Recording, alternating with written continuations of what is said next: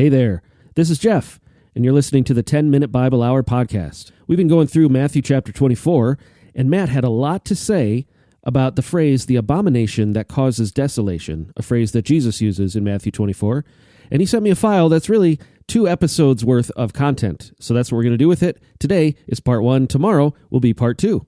Enjoy. So here's where we're at. We're trying to figure out what this apparent editorial aside in Matthew chapter 24 that says, let the reader understand, means. What are we supposed to understand? No, wait, come back. I still need to know it. I don't understand it. I need to understand. What am I supposed to get? What we've established so far is that this phrase that Jesus uses, and keep an eye out for this, so when you see this happening, the abomination that causes desolation, that is definitely a reference to the prophet Daniel. How do we know? Because Jesus says, spoken of through the prophet Daniel. So what did you and I go do? We looked at all of the places where the theme of profaning the temple comes up in the book of Daniel. That included Daniel looking backwards into history from his time at Nebuchadnezzar's profaning of the temple, looking at his own lifetime when Nebuchadnezzar's kid, Belshazzar, continued in profaning the temple, and looking forward in Daniel chapter 9 toward some future profaning that is described as an abomination that causes desolation, that a lot of people would have said is fulfilled in the rule of Antiochus Epiphanes and the Greeks and all the ways that they profaned the temple recorded in 2 Maccabees chapter 6. But Jesus indicates that you should be keeping an eye out for this abomination that causes desolation as though it was still to happen. So in the interest of letting the reader understand, let's consider the possibilities of what Jesus might have meant by this.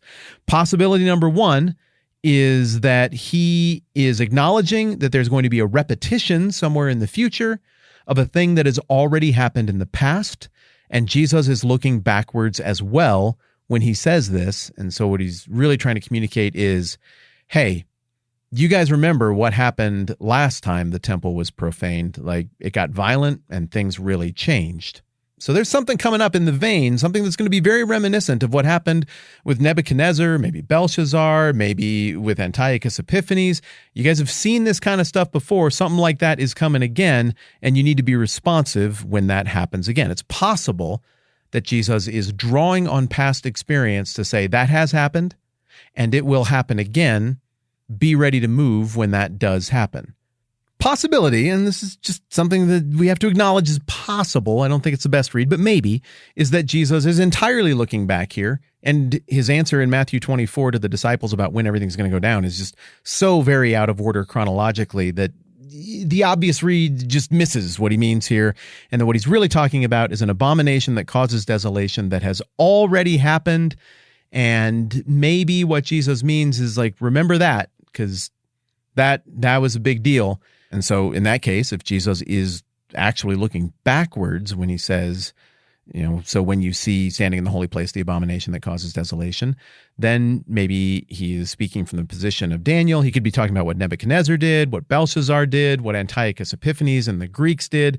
Could be any of that, and it's just sort of an image or a reminder to help people learn the lessons of the past in order to be ready for the future. I don't think that makes the most sense if he's referencing the Daniel 9 prophecy about the abomination that causes desolation. I think he's talking about a future profaning of the temple that had not happened yet, which would take us to possibility number 2, which would be that Jesus here is talking about something that the disciples need to be ready for because it is imminent. This is something they are going to see in their lifetimes.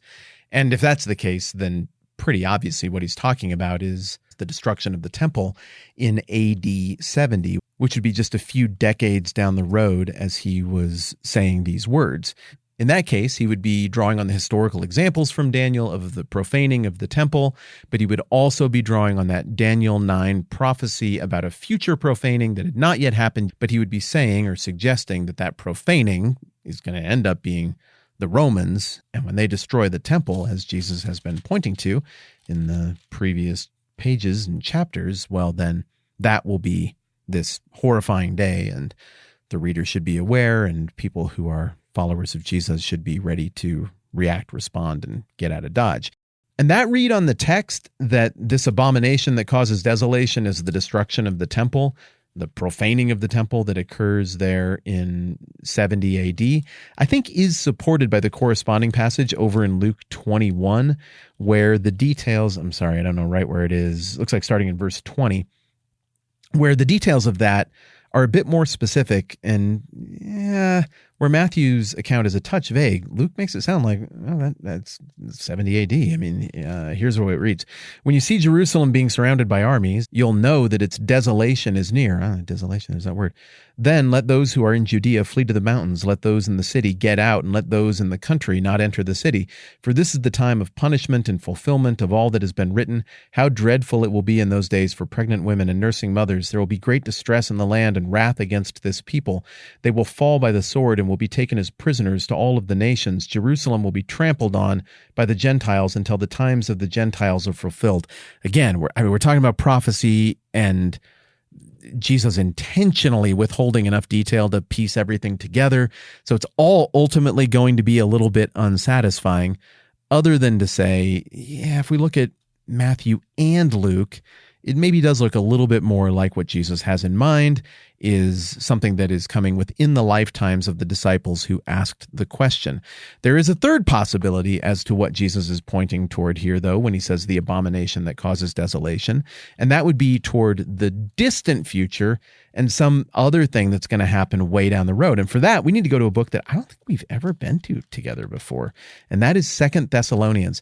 And here's an interesting thing. I don't totally know the order of the books of the Bible, even though I've been doing this and I've been around this since I was old enough to talk and walk, because this is what my dad was into, and I don't know, I've just been around the Bible a lot. And confession, if you just asked me to sit down and reel off all the books of the Bible like a kid can do, I can't do it. I have to think really hard about okay, what comes right after that? What's the next question? Why is the Bible arranged this way? Oh yeah, the next thing would be that. But I got a trick for 1st and 2nd Thessalonians, 1st and 2nd Timothy, and Titus. All the T books in the New Testament go together, and they go both in alphabetical order as well as longest name of a book to shortest name of a book. See what I'm saying? So 1st and 2nd Thessalonians, those are the long ones. 1st and 2nd Timothy, that's a shorter name for the book, fewer letters. And then Titus is the shortest one, so you can remember the order. Or you can just go alphabetical. TH, TI, TIM, and then TITUS. So, it all works like that. Look at that. We're learning together and we're having fun. Not the point. The point is that 2 Thessalonians takes a bit of a look forward in this letter written by Paul. And in verses, start in verse 3, we get a little bit more of a hint about maybe some sort of future unfolding of things that might even be beyond the destruction of the temple in 70 AD. It says, "Don't let anyone deceive you in any way. For that day will not come until the rebellion occurs and the man of lawlessness is revealed, the man doomed to destruction. He will oppose and will exalt himself over everything that is called God or is worshipped, so that he sets himself up in God's temple, proclaiming himself to be God." There's that profaning of the temple theme yet again.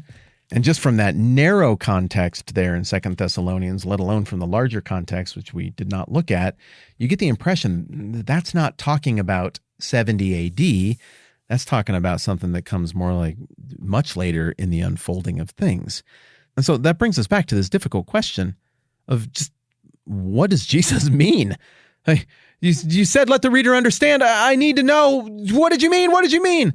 All right, look, I think the only way that we can read this, if we look at this through line of all of the repetitions of the theme of the profaning of the temple and what that means for the unfolding of things throughout history and in the future, if we look at that and take all of the data, it seems like he's kind of talking about all of it. And I don't really know that there's a neat, tidy, flawless way to read it in any other direction.